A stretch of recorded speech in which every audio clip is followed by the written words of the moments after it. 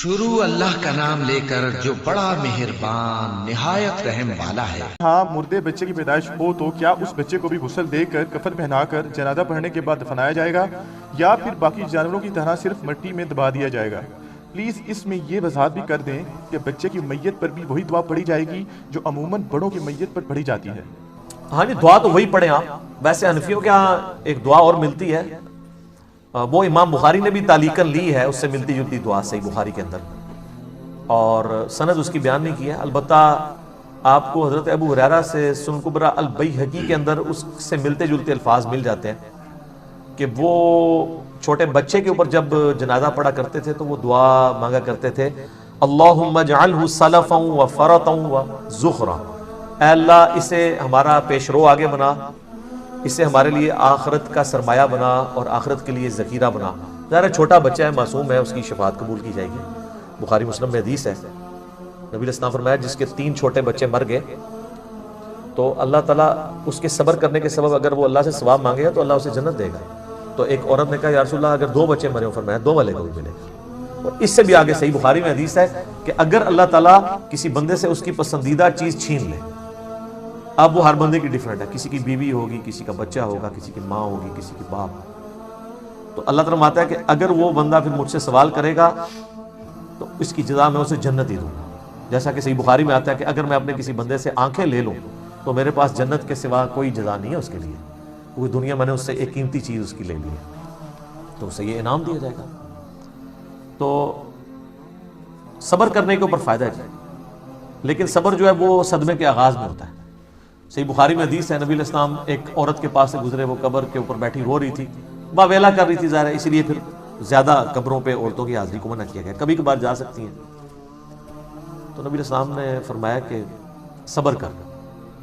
तो उसने नहीं ये देखा कि रसूलुल्लाह सल्लल्लाहु अलैहि वसल्लम थे, उसकी कमर थी उस तरफ, उसने कहा कि तुम पे तकलीफ गुजरी होती तो तुम्हें पता होता। तो नबी अलैहिस्सलाम ने कोई जवाब नहीं दिया, आप चले गए। तो पीछे लोगों ने बताया कि अल्लाह के रसूल थे, तूने इस तरह की बात की है। खैर वो फिर रोटी पीट दूँ तो अपने पेट चापा पै गया होना है। नबी अलैहिस्सलाम के पास आई तो कहा, या रसूलल्लाह मुझे नहीं पता चला, तो मैं आप सब्र कर लेते हो। आप मैं सब्र सदमे के आगाज़ में होता है। इससे यहाँ भी लोग पूरी गाली गलोच करके एंड तक कहते बस ये सब्र कर रहे हैं जी, आखिरत ही पूछांगे, इतने कोई कसम नहीं जानते थे बदला लेने की, फिर भी गुस्सा नहीं ठंडा होता तो ये कह रहे होते हैं। इस तरीके से सब्र नहीं होता, सब्र सदमे के आगाज़ के ऊपर। बाकी जो आपने वो स्पेसिफिकली सवाल पूछा था, इसके ऊपर उम्मत में 2 राय हैं, लेकिन मजबूत राय यही है जो अबू दाऊद में और तिरमिज़ी में हदीस है। नबी अलैहिस्सलाम ने फरमाया जो साकित बच्चा यानी वो प्री मैच्योर बच्चा पैदा होता है, आप अलैहिस्सलाम ने फरमाया कि उसका जनाजा भी पढ़ो और उसके माँ बाप के लिए भी दुआ मांगो, यानी वो उनके लिए ज़खीरा आखिरत हो। ये हदीस तिरमिज़ी में भी है और अबू दाऊद में भी, और इमाम तिरमिज़ी ने इसके साथ कमेंट्स लिखे हैं इसी हदीस की वजह से। उन्होंने कहा है कि हमारे जो असलाफ हैं इस बात के कायल हैं कि बच्चा जो है मुर्दा भी पैदा होगा तो उसका जनाजा पढ़ा जाएगा। तो ज़ाहिर है उसे कफन तो खैर सारी देते हैं, गुस्ल भी दिया जाएगा, इख्तिलाफ जनाजे के ऊपर आता है, तो ये बिल्कुल दुरुस्त है। इसके बाद इमाम तिरमिज़ी ने एक और हदीस लिया है जिसमें उन्होंने हदीस के ऊपर कहा कि ये हदीस की सनद उतनी मजबूत नहीं है, अलबत्ता मौकूफ़न उन्होंने कहा कि साबित है कि अगर बच्चे ने सांस नहीं लिया तो उसका जनाजा पढ़ने की ज़रूरत नहीं है, यानी वो भी एक स्कूल ऑफ थॉट है।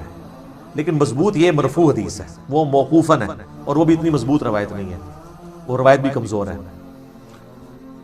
मजबूत रवायत यही है कि उस बच्चे का जनाजा भी पढ़ा जाएगा और चाहे उसने सांस लिए या नहीं लिया।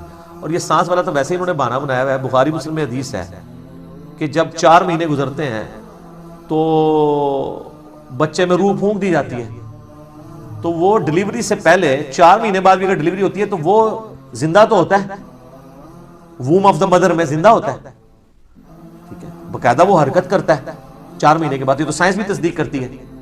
तो 4 महीने के बाद जब बच्चा पैदा हुआ है, हाँ 4 महीने से पहले पैदा हुआ है, तो वो उसका मामला फिर वो तो ज़ाहिर है वो बच्चा फिर मुकम्मल भी नहीं होगा, उसका जनाजा नहीं पढ़ा जाएगा। लेकिन यहाँ पे होता है कि मुर्दा बच्चा पैदा, अभी यहाँ अकेडमी लोग रब्ता करते हैं, यार पढ़ें क्यों ना पढ़ें।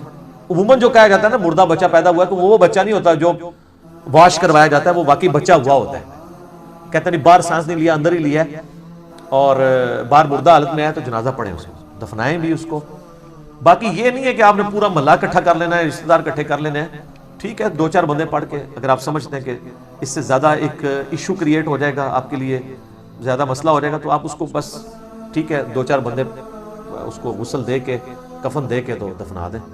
لیکن رشتہ داریوں میں یہ بھی ہوتا ہے پھر بعد میں لوگ گلا کرتے ہیں نہیں دسے ہی نہیں سی, ٹھیک ہے, تو وہ ایک بڑا ایک عذاب شروع ہو جاتا ہے بعد میں, اور ایک اور نئی ایک چین شروع ہو جاتی ہے. مردہ بچے کا آپ جنازہ بھی پڑھیں گے, اس کو کفن بھی دیں گے, اسے مسلمانوں کے قبرستان میں دفنائیں گے. اس طریقے سے جانوروں کی طرح نہیں کسی جگہ بھی, وہ تو اس کو اسی طریقے سے مٹی کھود کے تو پھینک دیتے ہیں.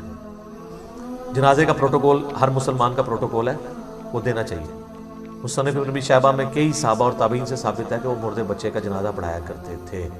ایون کئی تابعین اور صحابہ کے بارے میں یہ بھی آتا ہے کہ وہ بچہ جو مردہ, یعنی اگر بچہ پیدا ہوا ہے اور اس نے ایک سانس بھی لی ہے, باہر نکل کے وہ مرا ہے, تو اس بچے کا نام بھی رکھتے تھے. ویسے سنت تو ہے 7ویں دن نام رکھنا, ٹھیک ہے. تو ایک عرب میں ذرا ایک رواج بھی تھا نا کہ وہ یاد رکھنے کے لیے وہ نام بھی رکھ دیتے تھے.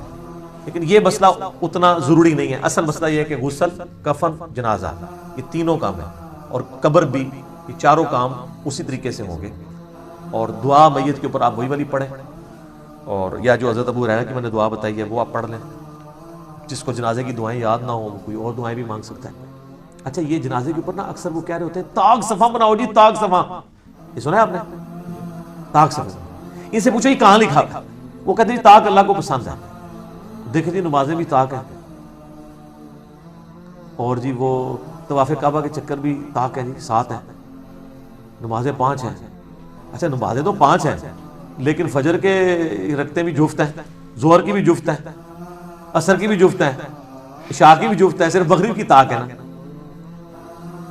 تو جفت طاق سارے اللہ کے. البتہ یہ بات صحیح ہے, بخاری مسلم میں حدیث ہے کہ اللہ تعالیٰ وطر ہے اور وطر کو پسند کرتا ہے. یعنی اللہ کو طاق پسند ہے. اس کا یہ مطلب نہیں کہ جفت جو ہے وہ اللہ کو ناپسند ہے, یہ زیادہ پسند ہے, کیونکہ اللہ بھی آڈ ہے نا, طاق ہے. تو لوگ کہتے ہیں اس وجہ سے ہم طاق صفے بنواتے ہیں. چلیں اگر کوئی اس وجہ سے بنواتا ہے وہ بالکل درست ہے, بشرطے کہ اگلی صفوں میں جگہ خالی نہ ہو. اب اگلی صفوں میں سے